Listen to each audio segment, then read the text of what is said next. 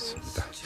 그럼 청문 경과 보고서 채택까지 그냥 쭉 가겠네요. 그러겠죠. 자, 그럼 여기서 재미난 포인트가 하나가 생기는데 네. 어제 김상조 공정거래위원장 이제 임명을 하지 않았습니까? 네. 그럼 자유한국당이 강력히 반발을 했는데 네. 그래서 이제 오늘 청문회 이거 보이콧하는 거 아닌가 했는데 결국은 근데 그 오후에 들어서 이제 참여를 했고 네. 만약에 현역 의원들 청문 경과 보고서 채택에 자유한국당도 동참을 한다면 네. 자유한국당은 사실은 반발해서 그 반발 전선 자체가 아예 무너져버리는 이런 결과를 빚는 거 아닌가요? 이제 청문회는 가는데 네. 왜냐하면 지금 너무나 그 민심을 또 의식하지 않을 수 없잖아요. 지금 네. 벌써 정부 출범한 지 한 달이 지났는데 지금 겨우 이제 한 명 경제부총리 한 명 정도. 서울 국정원장도 있으니까. 네, 하여간 세 명 되네요. 이제 김상조 씨. 그렇죠. 공정거래위원장 합치면은. 그러니까 이제 이거를 계속 가로막고 있기는 너무 부담스럽죠. 예. 그러니까 이제 이것보다는 저쪽 그러니까 추경 예산에 연계를 하겠죠. 오히려 추경 쪽에서 그러니까 대치선 확실하게 그을 거다. 네, 그러겠습니다. 근데 조금 전에 저희가 2부에서 남경필 경기지사하고 인터뷰했는데 추경 협조해야 된다고 또 남경필 지사는 또. 남경필 지사는 그건 개인적인 의견이죠. 남경필 지사는 자기 소신대로 또. 현장 의견이래요. 현장 의견. 그 도정 현장에서 펴다 보니까 공무원이 정말 부족하다고. 그러니까 이제 그건 그러니까 진영을 논리를 떠나서. 그렇죠. 예, 자기가 솔직하게 얘기를 한 거죠. 알겠습니다. 이제 정당 내부로 좀 갔으면 좋겠는데 네. 바른정당, 자유한국당 모두 이제 대표 경선 체제에 들어갔는데요. 바른정당부터 좀 한번 얘기를 해보죠. 5명이 출마했어요. 네. 김영우, 이해운, 하태경, 정운천, 지상욱. 네. 이렇게 5명의 의원이 당 대표에 도전을 했는데 네. 누가 가장 유력할까요? 모르겠는데요. 근데 솔직히 얘기하면 누가 되든 별로 관심이 없지 않습니까? 또 특유의 또 화법이 나오시는데 왜요? 아니 근데 제가 이제 오늘 아침 이렇게 기사를 쭉 봤어요. 근데 야당에서 전당대회가 열리는데 네. 기사가 하나도 나온 게 없더라고요. 그러니까 심지어는 언론마저도 관심이 없어요. 언론마저도? 네. 이 5번 들으면 되게 섭섭하실 말씀을 그렇게 하고. 그리고 또 이제 나온 사람들이 그나마 이제 많이 무게감이 있는 사람들이 나왔으면 모르는데 네. 좀 그렇지 않거든요. 그러니까 그냥 구체적으로 얘기한다면 유승민이 다시 나오든가 아니면 김무성이 나와서 서로 경쟁을 한다든가 그런 몰라도 예. 이제 초재선 나오고 이런 식으로 하니까 관심이 뚝 떨어지고 또 이게 다 4명이 최고위원 되거든요. 한 명만 떨어지는 거죠? 한 명만. 결국 그러니까 다 되는 거죠. 그러니까 최고 득표자가 당 대표가 되고 네. 그 차점자 이렇게 쭉 해서 4명이 그러니까 3명이 이제 그 최고위원이 되고 네. 이렇게 되는 거잖아요. 네. 그러니까 일단 지금 4명, 5명 중에 4명은 최고위원이 당선된 겁니다. 그러니까 무슨. 그럼 나머지 한 명, 그 나머지 한 명에 들어가면 얼마나 부담스러울까. 별로 부담스러울 것 같지도 않은데요. 왜요? 그 관심들. 자기만 떨어지는 거잖아요, 자기만. 근데 부담스러운 거는 이제 돈이 부담스럽겠죠. 아무래도 돈입니까? 예, 전국을 다 하다 보면 돈이 들죠. 그렇죠. 네. 워낙에나 하여간 돈이야, 돈. 그럼, 진짜 그 말씀하셨으니까 네. 유승민 의원이나 김무성 의원은 이번에 당대표에 나오면 안 되는 거였네? 왜 안 나왔을 거예요? 글쎄, 명분이 별로 없어 보여요. 그래요? 예. 그러니까 이제. 유승민 의원 같은 경우는 대선 결과가 나온 지 얼마나 됐는데 다시 하냐 이런 이야기가 나올 수가 있다라는 거고. 본인이 또 이미 얘기를 했어요. 난 나오지 않겠다고. 그러니까 이제 번복하는 것도 이상한 거고. 김무성 의원은 혹시 노룩 패스 때문에 그런 건가요? 김무성 의원은 이제 자기 무게감에는 또 안 맞다고 생각을 하는 것 같아요. 오히려 당대표 자리가 가볍다? 예. 그래서. 그냥 패스할래요, 그러면. 바른정당은 정말 미래가 잘 안 보이네요. 물론. 또 이렇게 세게 얘기하십니까? 아니요. 왜냐하면 이제 지방선거가 이제 1년도 안 남았는데. 네. 이런 상태로 지방선거를 치르기가 힘들거든요.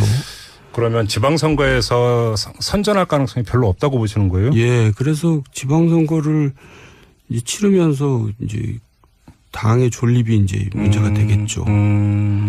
그렇게 보시는 거군요. 지방선거 얘기가 나왔으니까 말인데요. 네. 지금까지 지방선거를 몇 차례 치렀잖아요. 많이 치렀잖아요. 그렇죠. 근데 법칙이 있습니다. 어떤 법칙인데? 여당이 된 상태에서 지방선거는 반드시 수도권에서 참패합니다. 아, 여당 후보가 수도권에서 진다? 예, 그건 뭐 예외가 없었습니다. 아, 지금까지 계속 그랬나요? 그럼요. 그래서 지금까지 이제 수도권 서울하고 경기 이런 수도권에서 구청장, 시장 군수나 광역위원이 항상 그 여당에서는 참패를 했어요. 근데 잠깐만요. 거기서 중요한 거는 그러니까 예를 들어서 그 여당 그 단체장 후보는 수도권에 졌다고 하더라도 여당이 된 시점과 지방선거가 치러진 시점이 얼마나 벌어지느냐 그러니까 아니면 그러니까 가까이 있느냐 이거에 따라서 달라지는 거 아닙니까? 보통 한 2년 정도 후에 하죠. 그렇죠. 예, 그러니까 중간 평가 성격을 띠고 있는데 항상 이제 그 현역 국회의원들이 이제 쉽게 말하면 죽을 썼거든요. 예. 근데 그러면 내년 그 지방선거는 중간평가 성격을 띈다고 볼 수 있을까요? 그러니까 1년 후에 치러지는 지방선거는 거의 처음인 것 같고요. 그러니까요. 거기다가 그런데다가 지금 개헌 국민투표고 같이 가잖아요. 예, 국민투표도 변수가 있고 또 지금 노무현 문재인 대통령 지지율이 상당 기간 계속될 것 같이는 보이거든요. 거공 행진 중이죠. 거기다가 야당은 질이 멸렬돼 있고 뭐 숫자는 많지만은 지지율이 다 한 자리 숫자잖아요. 이런 상태로 지방선거는 굉장히 어렵다고 봐야죠. 그러면 그 의원님께서 말씀하신 그 지방선거의 법칙이 이번에는 깨질 가능성이 깨질 것 같아요. 그래요? 예, 그러면서 이제 굉장히 여당 동무대가 이제 진짜 지방 그 지까지 싹쓸이하게 되면은 역대 볼 수 없는 정말 강력한 여당이 되는 거죠. 그렇게 전망하시는군요. 아무튼 자 그러면 바른정당으로 다시 돌아가서 바른정당이 만약에 지방선거를 준비한다면 전략 지역이 어디가 되는 겁니까? 전략 지역이 없어요. 후보 자체가 지금 TK도 아니고. 예, 그러니까 이제 광역 후보 같은 경우는 후보를 영입할 기 자체가 힘들어지죠. 그래요? 누가 나가겠어요? 되지도 않는데. 상당히 비관적으로 보시네요. 예, 그게 현실입니다. 방송에서 이런 식으로 말씀하시면 혹시 그 나중에 전화 안 옵니까? 전화 뭐 제가 전화 왔죠. 뭐 저한테 좋은 소리 듣겠어요. 알겠습니다. 자, 그러면 이 바른정당 당대표 경선 하나만 더 여쭤보고 그러니까 자유한국당으로 넘어갔으면 하는데 그러니까 최대 그 주주라고 할 수 있는 유승민 의원하고 김무성 의원은 엄정 중립을 선언을 했는데 이 중립선언은 그대로 믿어도 되는 거죠? 그럴 거예요. 뭐 여기까지 개입을 해서 뭐 시끄럽게 하겠어요. 그래요? 예. 왜냐하면 그 김명호, 이혜훈, 지상호 이런 분들이 다 유승민 뭐 계보라고 할 수가 있어요. 그러니까 누구를 지지를 하겠어요? 입장 곤란하니까 그냥 가만히 있겠죠. 자기하고 친한 사람이 여러 명 나왔으니까. 그럼 하태경, 정운춘 의원, 김무성 의원하고 친한 거요? 뭐 거기는 좀 뭐 중간 정도에 있는 사람들인데. 그러니까 뭐 굳이 그러니까 개입을 안 하겠는 게 맞는 거고. 그렇기 때문에 더욱더 흥행에 이제 떨어지는 거죠. 그렇게 보시는 거군요. 자, 자유한국당도 지금 이제 당대표 경선 국면으로 그러니까 접어들었는데 어떻게 전망하세요? 여기는 홍준표 전 지사하고 원유철 의원의 뭐 양강 뭐 그 대결 구도 이런 식으로 언론이 이제 그 보도를 하던데. 홍준표 전 지사가 되겠죠. 그러니까 이것도 재미가 없는 겁니다. 흥행이 안 되는 거죠. 이것도? 예. 원유 양강이 아니라 뭐 1강 뭐 결과는 이미 다 나온 거나 진배 없다. 그런 거죠. 예. 홍준표 전 지사가 자기 페이스북에 어떤 글을 썼냐면 원하든 원하지 않든 간에 호랑이 등에서 내릴 수 없는 입장이 돼버렸다. 이게 뭐 이제 그냥 그러면 이걸 운명으로 받아들이고 당 대표 도전하겠다 이런 뜻으로 읽으면 될 것 같은데. 근데 왜 당 대표직으로 호랑이 등에 비유를 했을까요? 뭐 그러니까 지금 자꾸 뭘 그렇게 만들고 싶은 생각이 있는 거죠. 그래요? 이게 국민들 관심은 없는데. 바로 그건데요. 만약에 홍준표 지사가 그 전 지사가 당 대표가 됐다고 가정을 하죠. 자유한국당이 어떻게 변할 수 있는 겁니까? 별로 뭐 변할 것 같지도 않아요. 그 홍준표 지사 자체가 이제 그 사실 지난 대선 때 뭐 20 몇 프로 지지를 받았지만은 24%. 사실 홍준표 개인이 받은 게 아니거든요. 뭐 개인 표도 있겠지만은 차마 문재인을 찍지 못하는 그 소위 보수 진영에서 이제 찍어준 거죠. 그러니까 그걸 본인 표라고 생각하면 굉장히 착각이고요. 그러니까 이제 지지율이 굉장히 그렇게 높지 않은 상태에서 당대표를 나가는 겁니다. 그러니까 한국당 자체가 지금 한 자릿수잖아요. 역시 인원만 많지. 그렇죠. 예. 예. 거기서 이제 당대표 나가서 또 완싸야 대학에 이제 되는데 결정적인 하자가 있잖아요. 홍준표 대표가 되더라도. 왜냐하면 지난 대선 과정에서 친박을 받아들였거든요. 예. 그래 놓고는 이제 친박 청산을 해야 될 숙제를 안고 있는 겁니다. 친박 청산을 못하면 한나라당은 결코 다시 살아날 수가 없거든요. 자기 모순에 빠져버린 거죠. 자기 모순에 빠져버린 겁니다. 그러니까 한계를 지닌 대표인데 또 이 양반 말고는 대표감이 또 없다. 이러니 한국당도 미래가 없는 거죠. 그러니까 제가 지금 두 정당의 당 대표 경선을 따로 떼어서 여쭤봤던 이유가 보수 정치권의 재구축, 내지 재탄생. 이것도 이제 사실은 이제 중요한 한국 정치 전반으로 봐도 이제 중요한 과제인데 그러면 두 당의 당 대표 경선이 보수 정치권을 재정비하고 재구축해 들어가는 하나의 어떤 선순환 구조에서의 계기가 되기는 힘들다 이렇게 보시는 거예요? 예, 그래서 완전히 죽어야 되거든요. 완전히 죽어요? 어떻게 어떤 게 죽는 거예요? 지방선거를 통해서 완전히 죽을 거라고 봐요. 그래야지 이제 새로 집을 짓는 거죠.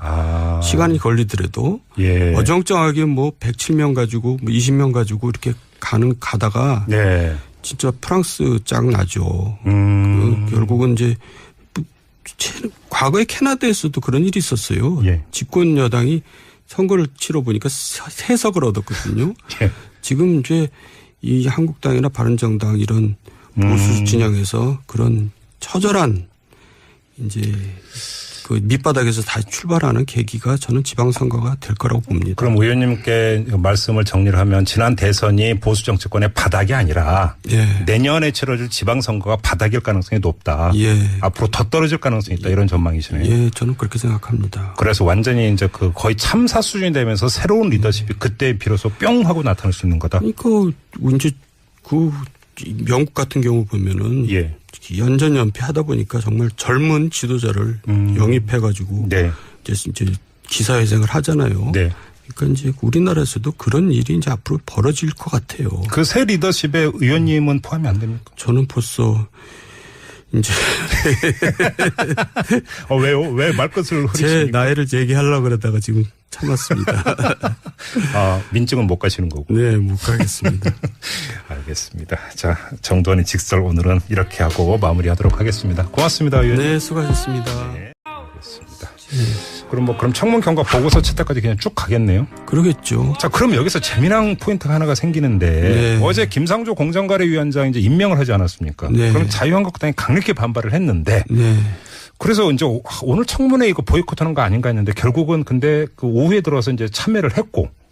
만약에 현역 의원들 청문 경과 보고서 채택에 자유한국당도 동참을 한다면 자유한국당은 사실은 반발해서 그 반발 전선 자체가 아예 무너져버리는 이런 결과를 빚는 거 아닌가요?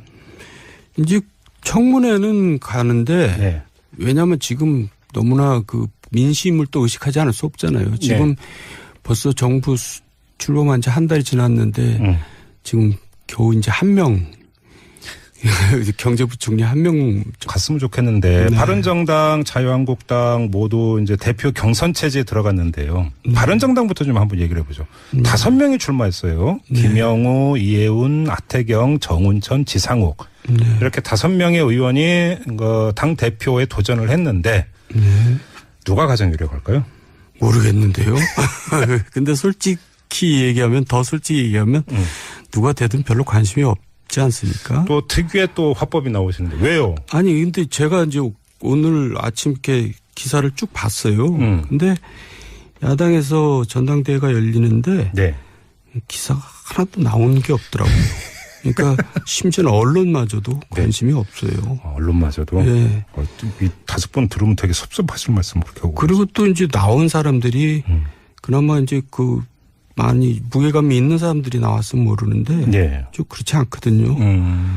그러니까 그냥 구체적으로 얘기한다면 유승민이 다시 나오든가 김무성이 나와서 서로 경쟁을 한다든가 그런 몰라도 이제 초재선 나오고 이런 식으로 하니까 관심이 뚝 떨어지고 또 이게 다 4명이 최고위원 되거든요. 한 명만 떨어지는 거죠? 한 명만. 결국 그러니까 뭐 다 되는 거죠. 그러니까 최고 득표자가 당 대표가 되고 네. 그 차점자 이렇게 쭉 해서 4명이 그러니까 3명이 이제 그 최고위원이 되고 네. 이렇게 되는 거잖아요. 네. 그러니까 일단 지금 4명, 5명 중에 4명은 최고위원이 당선된 겁니다. 그러니까 무슨. 그럼 나머지 1명, 와, 그 나머지 1명이 들어가면 얼마나 부담스러울까. 별로 부담스러울 것 같지도 않은데요. 왜요? 그 관심들. 자기만 없으니까. 떨어지는 거잖아요, 자기만. 근데 부담스러운 거는 이제 돈이 부담스럽겠죠. 아무래도 뭐 돈입니까? 예, 전국을 다 하다 보면 돈이 들죠. 그렇죠. 네. 워낙에나 하여간 돈이야, 돈. 그럼, 진짜 그 말씀하셨으니까 네. 유승민 의원이나 김무성 의원은 이번에 당대표에 그 나오면 안 되는 거였네? 왜 안 나왔을 거예요? 글쎄, 명분이 별로 없어 보여요. 그래요? 예. 그러니까 이제. 유승민 의원 같은 경우는 뭐 대선 결과가 나온 지 얼마나 됐는데 다시 뭐 하냐 이런 이야기가 나올 수가 있다라는 거고. 본인이 또 이미 얘기를 했어요. 난 나오지 않겠다고.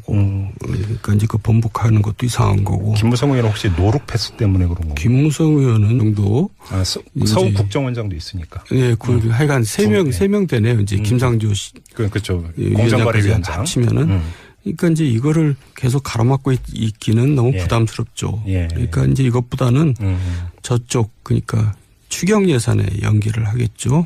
오히려 추경 쪽에서 그러니까 대치선 확실하게 걸 거다. 네, 그러겠습니다.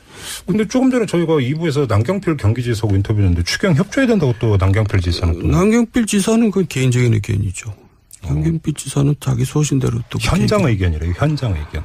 그 도정 현장에서 펴다 보니까 공무원이 정말 부족하다고. 그러니까 이제 그건 당 진영을 논리를 떠나서 그렇죠. 예, 자기가 솔직하게 얘기를 한 거죠. 알겠습니다. 이제 정당 내부로 좀